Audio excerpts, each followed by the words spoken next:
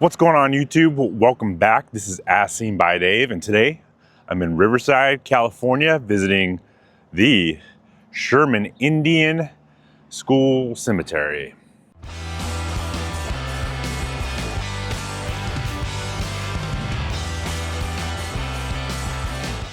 So hidden in the hillside in Riverside, California lies a cemetery that holds one of the most emotional and overlooked stories in American history. Today we're visiting the Sherman Indian Cemetery, the final resting place for Native American children who attended the Sherman Institute more than a century ago. Most people don't know it's here. Even fewer know what happened to the children whose names are carved into these stones. Sherman Institute, known today as Sherman Indian School, was one of the largest federal Indian boarding schools in the United States. When it opened in 1892, its purpose was clear: to assimilate Native American children. The philosophy of the time was summed up by a phrase used across the boarding system: kill the Indian, save the man. Those words shaped the lives and sometimes deaths of thousands of children. Sherman Institute was part of a nationwide network of more than 350 federal Indian boarding schools. Students here were primarily from the southwestern tribes. Now, I apologize, I'm probably gonna butcher some of these names, but the Hopi, the Navajo, Apache, the Pima, the Quechan, Mission tribes of Southern California, but children were brought from as far away as the Northern Plains and Alaska. Some were sent willingly by families seeking opportunity. Others were taken, and nearly all arrived under pressure to abandon their language, their culture, their traditions, even their names. Life at Sherman was highly regimented. Students were separated by gender, given uniforms, and assigned strict daily schedules. So a typical day included military-style drills, English-only instruction, hours of manual labor, domestic work for girls, vocational training for boys. Punishments for speaking their native languages were often common.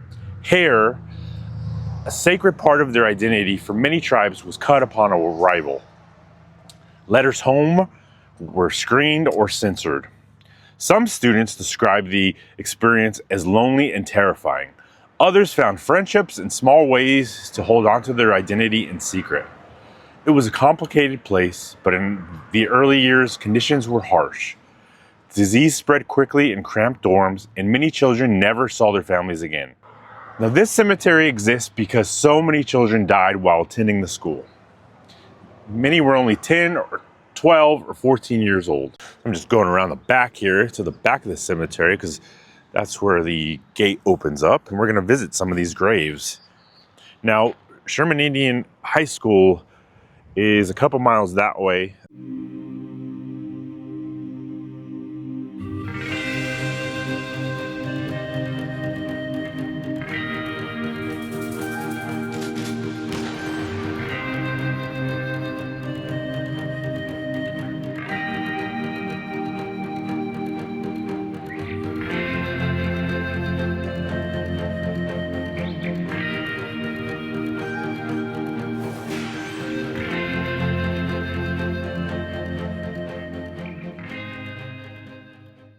Apparently back in the day, all this land, so this is Riverside, and there's a little community called Home Gardens over here, and then Corona, California is that way. But a lot of this land, there's acreage, belonged to the Sherman Indian Institute or Sherman Indian School. And so this is where they laid the children to rest from the school. Very, very unfortunate. So let's go ahead and go in here and see some of these graves.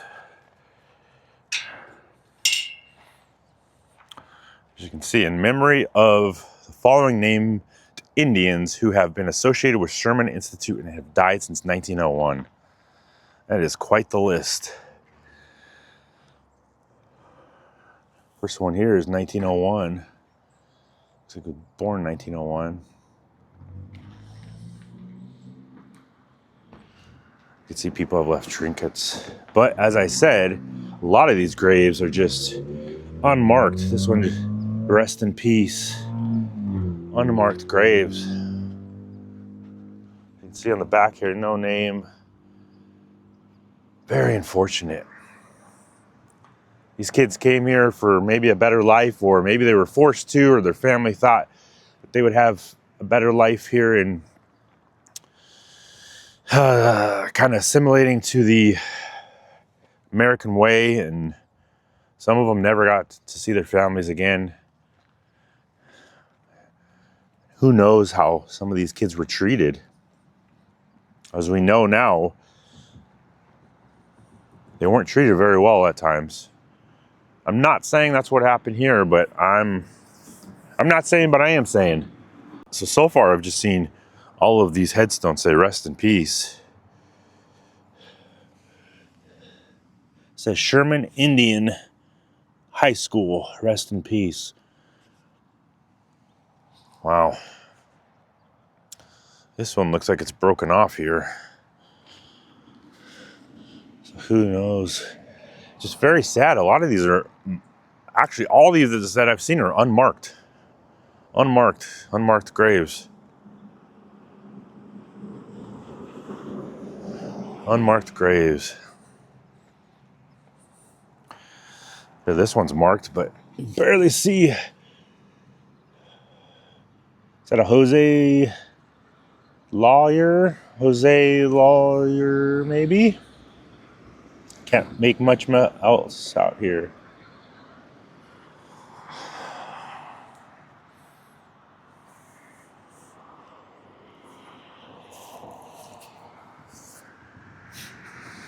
Wow.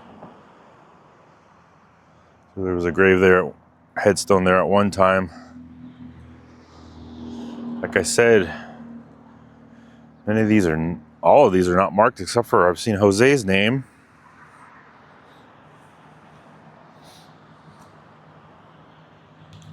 A couple benches.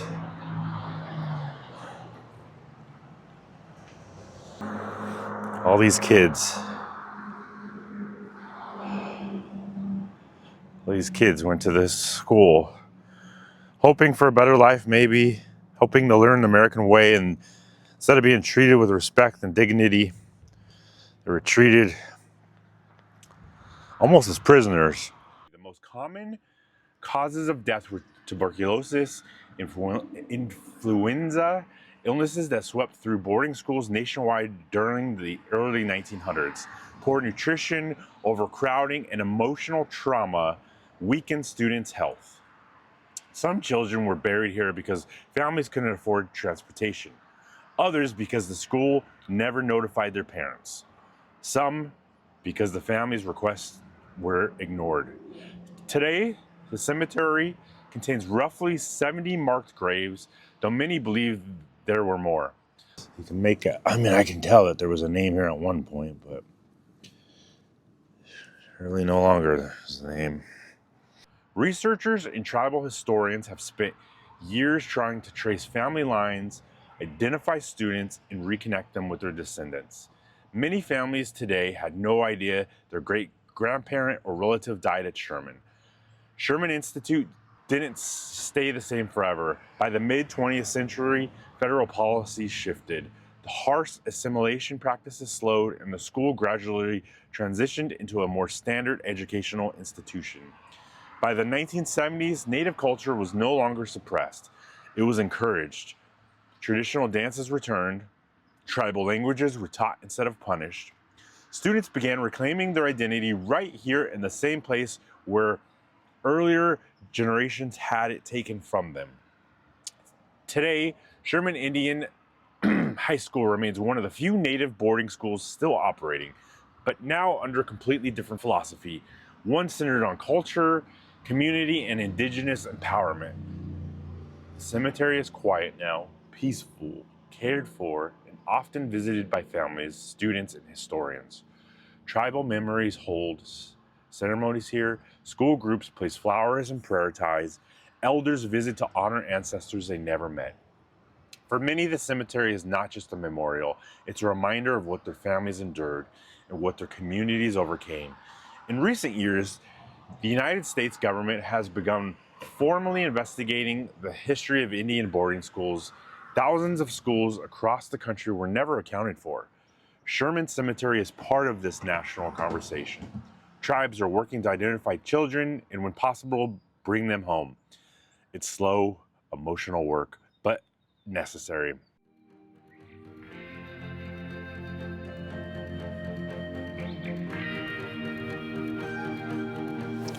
Part of an old headstone here.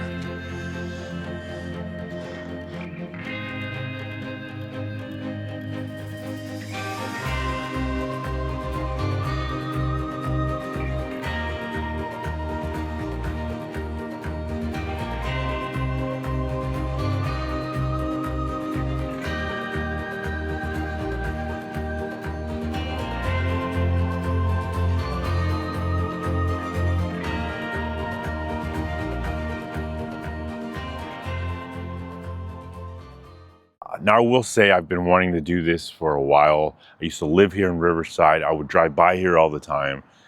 I was out here visiting some family, so I figured now was the time to actually come out here and learn a little bit more about this. I've driven by the high school many, many times. So thank you so much for following me along. Rest in peace to all of these children that passed away at the Sherman Indian Institute, Sherman Indian School, right behind me. Thank you so much for following along, everyone. Make sure you like, subscribe, and ring that bell on YouTube. Follow me on Instagram, As Seen by Dave, as well as Facebook and TikTok. Until next time, As Seen by Dave, out.